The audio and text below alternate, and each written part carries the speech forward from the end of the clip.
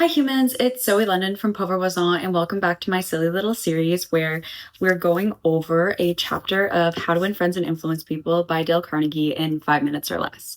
So today we are going to discuss chapter 13. It's very quick. The title of the chapter is A Drop of Honey, and the principle at the end of the chapter, because we know that there's a principle at the end of every chapter, is begin in a friendly way. So this is, I think, where it really comes out that the book came out in 1936, because without context, begin in a friendly way, I don't really know where I would get anything out of that, right? Um, so we're going to translate it to modern speak a little bit. Basically, this chapter, it's in a section of the book where we're talking about like conflict resolution, right? So talking about, beginning in a friendly way, that has to do with approaching high conflict situations.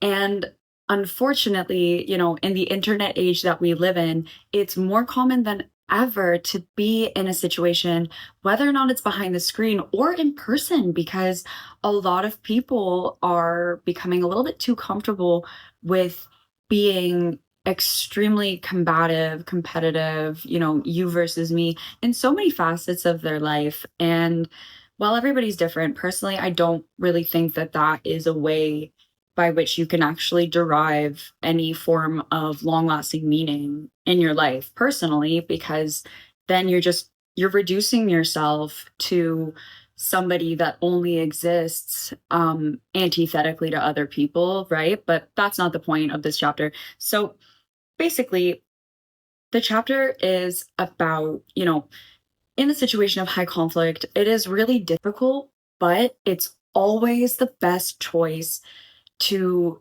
try to, no matter how, angry or combative or, agitated another person may be, to really try your best to, you know, make it very clear from the get go that you're not trying to, you know, combat with another person. You don't disrespect them. You view them with respect. And you also are aware that while you may have differences, you also do have similarities, right?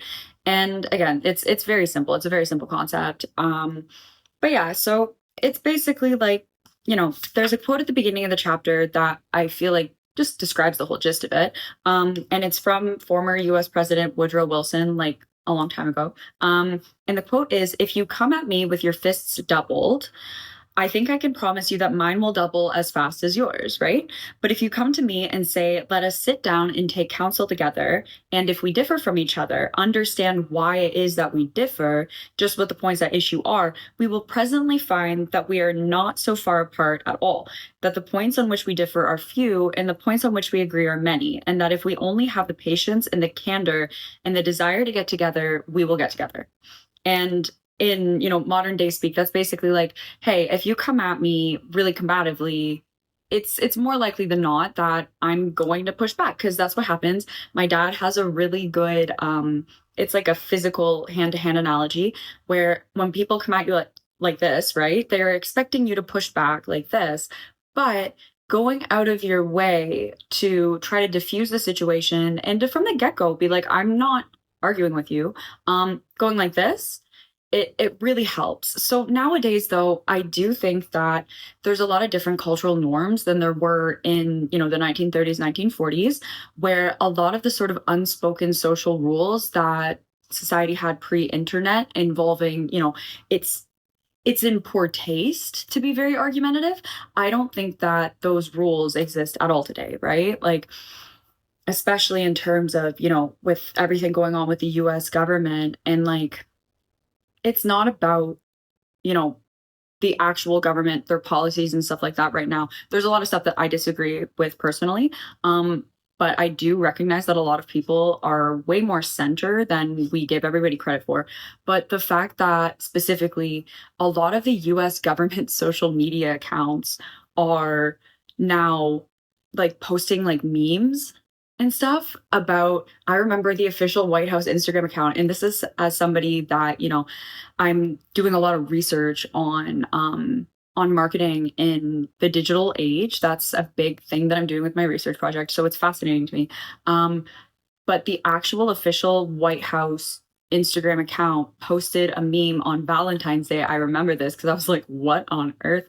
And it was again about illegal deportation, which is their, as a Canadian, um, but it was basically like, I don't know, it was like roses are red, violets are blue. If you come here illegally, we'll deport you.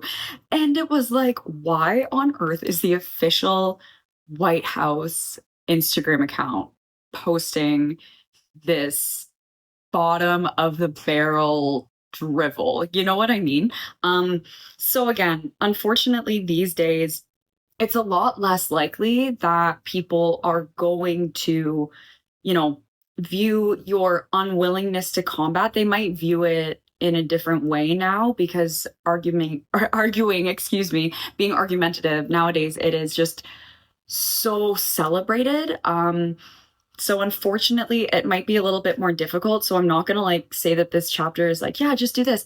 But I do think that regardless of the position of the other person, especially in this digital age where people are just so much more privy to everybody's business, right? I think that in a situation where somebody's being actively combative with you, if you go out of your way to, you know, instead of pushing, you try to find middle ground. You try to treat the other person with respect as much as possible. Ultimately, whether or not the other person chooses to agree with you to diffuse, because they just might believe that everything is very win lose, right?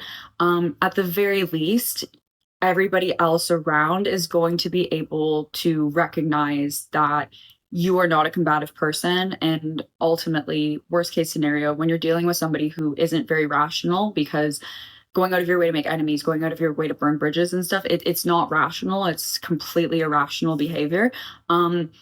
At the very least, you can demonstrate to everybody else around you that you are rational. And in a business context specifically, that's really important, right? Because as comfortable as everybody is getting with behaving very, again, I'm not going to say inappropriate because it's become appropriate, but behaving and conducting themselves in ways that just aren't very respectable, you know what I mean? Based on previous social norms that we used to hold. It does go a long way when you choose to, you know, rise above, right? So at the very least, it might not be as likely as it was in, you know, the 40s for people to agree to diffusing things. At the very least, you're demonstrating that you are the kind of person that rises above, and that demonstrates to everybody else around you that, you know, you're not a combative person. That's not what you derive joy or meaning from. And that does go a long way. So that is basically it on this chapter. I know that it's a bit longer than 5 minutes, but I was really thinking about this chapter and I felt like I had to explain a little bit more just because of the fact that I don't necessarily completely agree that what Carnegie's recommending here is going to have the same effect or impact that it might have had, you know, 70 years ago. But still, it is still very good advice. It's just important to, you know, have a bit of a recognition of the way that social norms have changed these days and sort of how we discuss and interpret it. Okay. Thank you so much for watching. I hope that everybody that watched this video enjoyed watching it as much as I enjoyed making it. Thank you so much.